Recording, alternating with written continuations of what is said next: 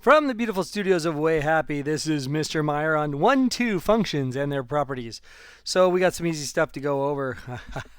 We talk about determining whether something's a function, finding the domain, talking about discontinuity, describing intervals or increasing and decreasing, boundedness, extrema, uh, other types of extrema, odd and even symmetry, end behavior, vertical asymptotes, odd and even functions. Holy smokes! Do you see this section's full of vocabulary? It is, and that's kind of crazy. Now, in math, we love to investigate functions. We like to look at a function and talk about it and try to figure out everything we can about it. In other words, I like to look at a graph and I like to discuss as many different things that I can about that graph. And so as we do this, we will do many different things, but some of the very most important ones are outlined in this graph or in this section.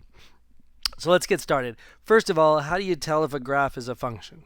Well, probably the easiest way to tell if something's a function is what most of us remember is the vertical line test, right? The definition of a function just means that if you have some kind of graph, when I look at that graph or that set of points called a relation or whatever, if I can draw a vertical line on that and it only hits the graph once, it's a function. But it has to happen for the entire life of that graph. As I slide this line around, it should never ever touch the blue graph more than once. And as you can see, it never does. So yes, this would be a function.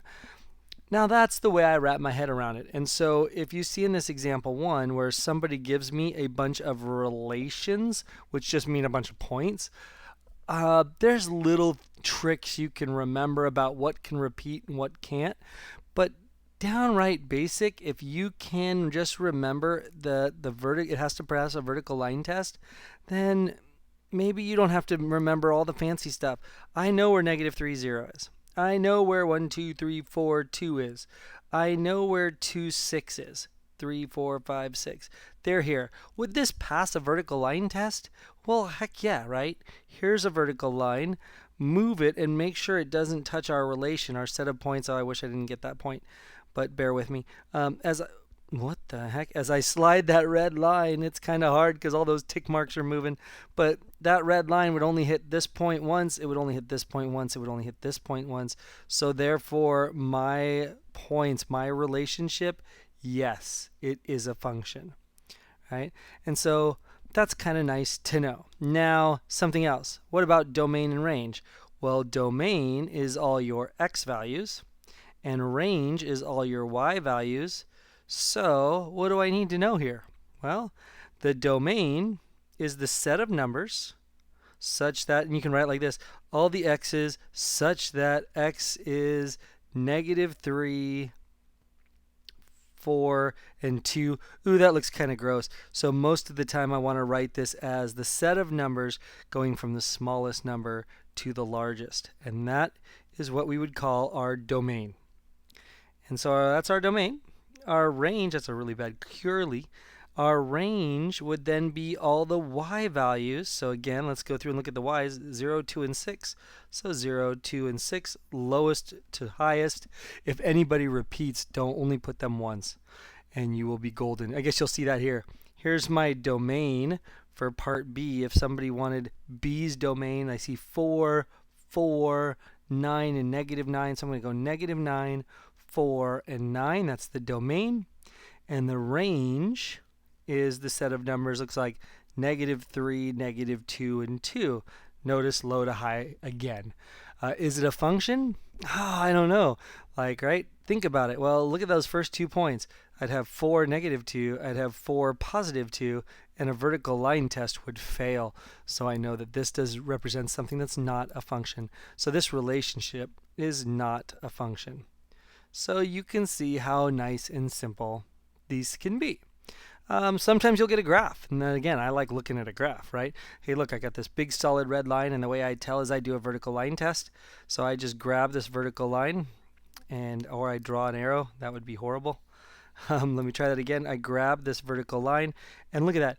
as I slide it across, see how it's hitting the circle graph twice? So you're failing the vertical line test. You are not a function. What about this guy? Oh, he's just nicking it once every time, isn't he? Just nicking it once. Oh, yeah, he's definitely a function. So good news, I would say no, you are not a function. And I would say yes, you are a function. What's something else? Probably domain and range I want to throw in here too. So the domain values, all the x values. Now look, all the x values go from negative, what is that? -4 right here, and then -3.9 is like here and here, and -3.8 is like here and here. So all those exist, -3s and -7s. And in fact, what I do for domain and range is I squish the graph onto the axes. And so what happens is, if I were to put a bunch of force on this graph right here from the top, it would smush this graph down here onto the axis. And I would see graph cuts all along there. In fact, I would see graph cuts for the domain. I would see them from, was that -4 to 4? Hey, look at that little interval notation. And what would I see? The range. So again, I would take graph guts and I would smush this graph kind of together this way until it hits the y-axis.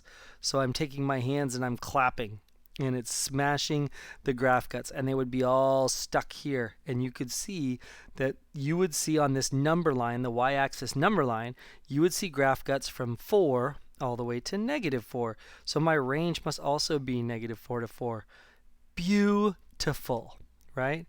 And just like over here where we saw, let me get this out of the way, where we saw that this was a very nice example of a function.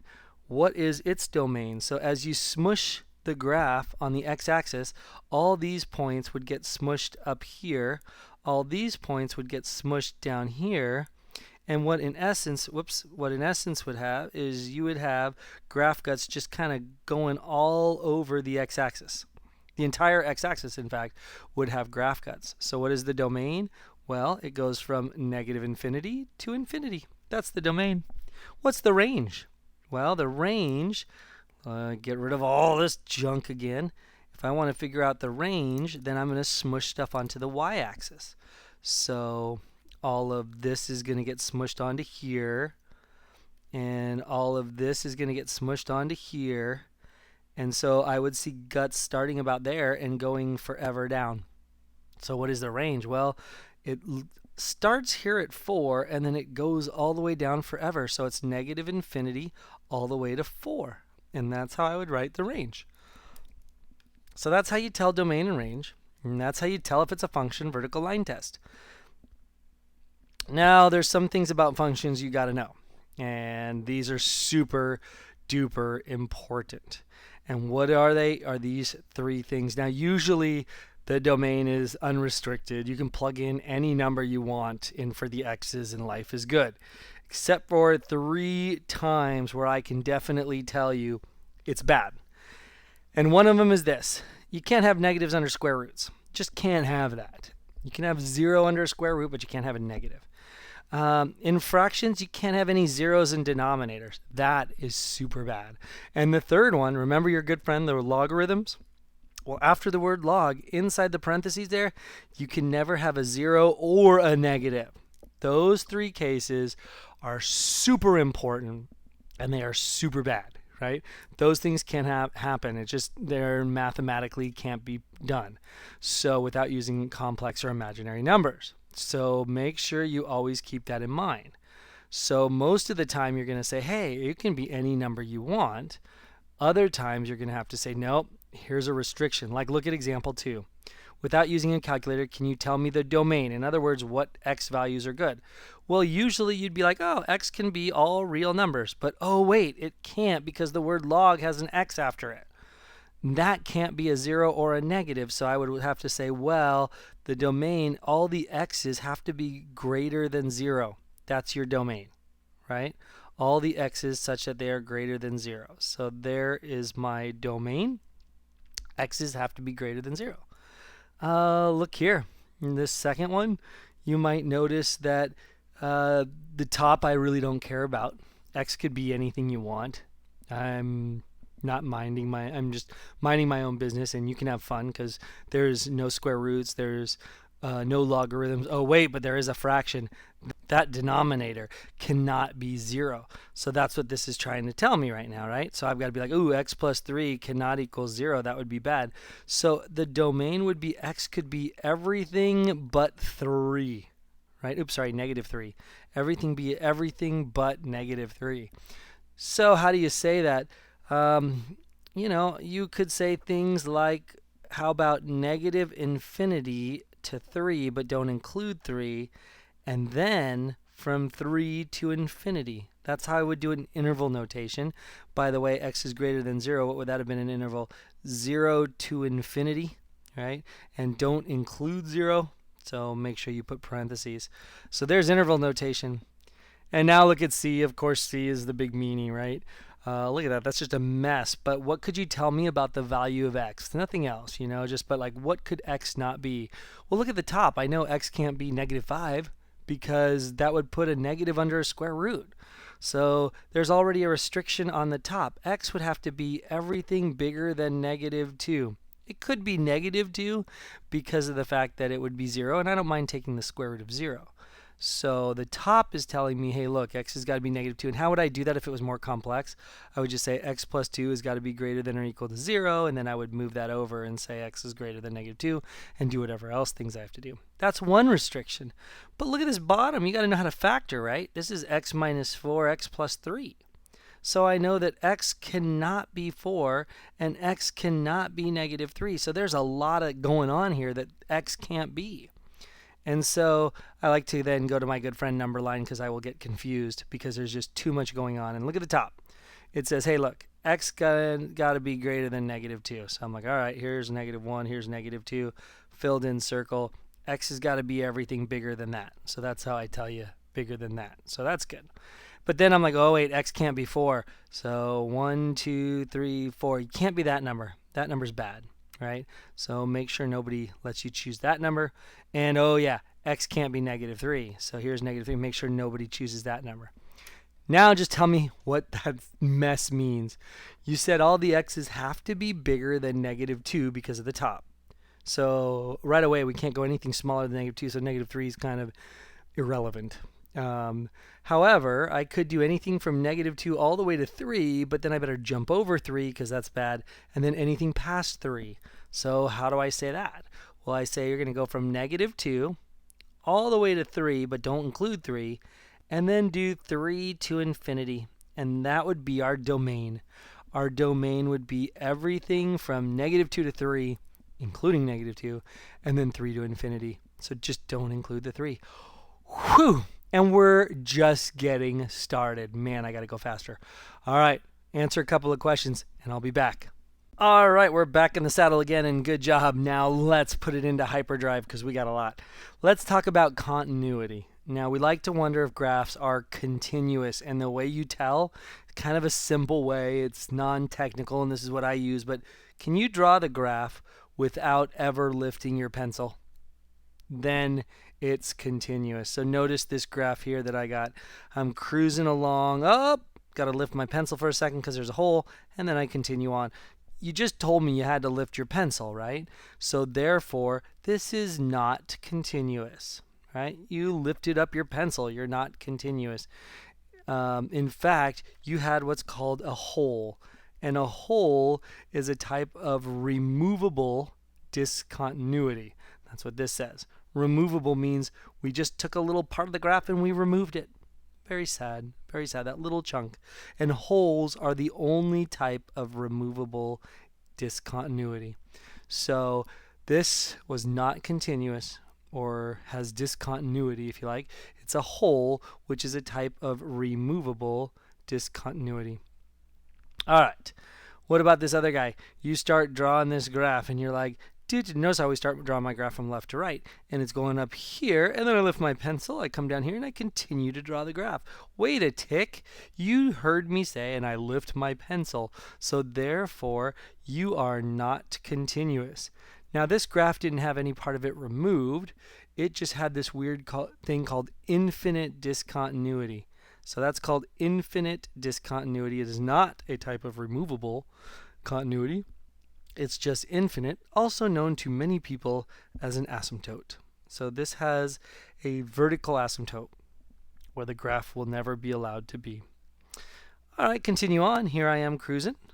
I am cruising along here, and I got this nice graph going, and then I got to stop. I got to jump down here and continue the graph. Oh, not continuous again. And you had a very interesting type of not continuous. It's not a hole because it didn't just overstep, but it actually jumped, and we actually call that jump discontinuity, where the graph is at one spot, then it jumps down to another spot, weirdly, strangely, and then continues on. So that is called jump discontinuity, and so it's not continuous. And last but not least, I take my drawing and I'm like, do nice little ski slope, and I'm like, what? That was a beautiful graph. It was continuous. I never lifted my pencil. So this would be yes, it's a continuous graph. I guess I should say continuous. They didn't ask me for a yes or no question. So there you go. That is continuity. All right. Then let's move on to increasing and decreasing, and constant to be interested in. What you have here is tell me when the graph is increasing or decreasing, and the best way to think about it, it's kind of corny, but you take a little guy and you walk him on the graph. So there he is, right? He's on the graph. What would he do? Well, he would start sliding down the graph. So therefore, the graph is decreasing right here. He would have been here, always starting on the left part of the graph, and it goes down. He's decreasing. Then he's going to jump up here. So a little jump there. He's going to come cruising along. He's constant. He's not going up or down when he goes from right to left. Oh, then he jumps up here. Then he jumps back down. And then he slowly starts going up the hill. So it's increasing in this range right here is an increase. Then he jumps down here. And he's still increasing because look at that. He's walking along and he's still increasing on the graph. So how the heck do you do that? Well, let's take one thing at a time. Let's go increasing. So when was this little man increasing? When did we say? Well, he was increasing what? When he walked up this ramp and when he walked up this ramp. Those were the two times he increased. So what interval did he do that? Well, let's say this is 1 and this is 2 and this is 3 and this is 4. To me, it looks like he was increasing from 2 to 3, but not including 2 nor 3. And the union of, what else, 3 to 4. Those were also when he was increasing. So from 3 to 4. And we could argue if 4 is included or not. I'm going to say it is. So that's increasing. What about decreasing? When was our little man going down? Right? Well, to me, it looked like it was only from 0 to 1, but not including 1. So from 0 to 1, he was definitely decreasing. And then, what about that last part? When was he constant? Well, he had a constant rate when he had it for that little chunk right here, right? He had that constant rate from 1 to 2, but not including 2. And that's increasing and decreasing in how you can tell. All right, what about boundedness? Boundedness just means this. Does the graph never go below a certain point, like in this first one? It never goes below this line, right? It never goes below that. So therefore, it is called bounded below. That's it. It never goes above a certain point. It's called a bounded above. And if you notice, a graph kind of goes off left and right in both directions, so it never goes higher than that, it never goes lower than that. It's bounded above and it's bounded below, so we just call it bounded, and that's it. And if you go off in both directions, you're called not bounded, and that is boundedness. All right, extrema.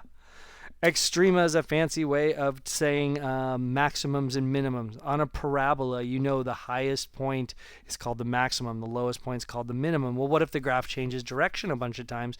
Could you tell me what's going on then? And I say yes. Now, there's types. Maximums are the highest points. Minimums are the lowest points. But there's special types, right? If you are an absolute extrema, max or min, you are absolutely the highest point on the graph. If you are just a high point for your little bump, then you're called a local or relative maximum or minimum. So more vocab for you. So what's going on right here at this point? That definitely looks like the lowest point. So I would say this f of a, whatever this function is, when you evaluate a at a, you have an absolute minimum. Ta-da! when you go to point C, so let's say when you take function f and you evaluate it at C, you are at the highest point, but not the highest point of the entire graph. So you are at a relative or a local maximum. Look here at point D. You are definitely at a minimum, lowest point on that curve. However, you're not the lowest point of the entire graph, so f of D would be a local minimum.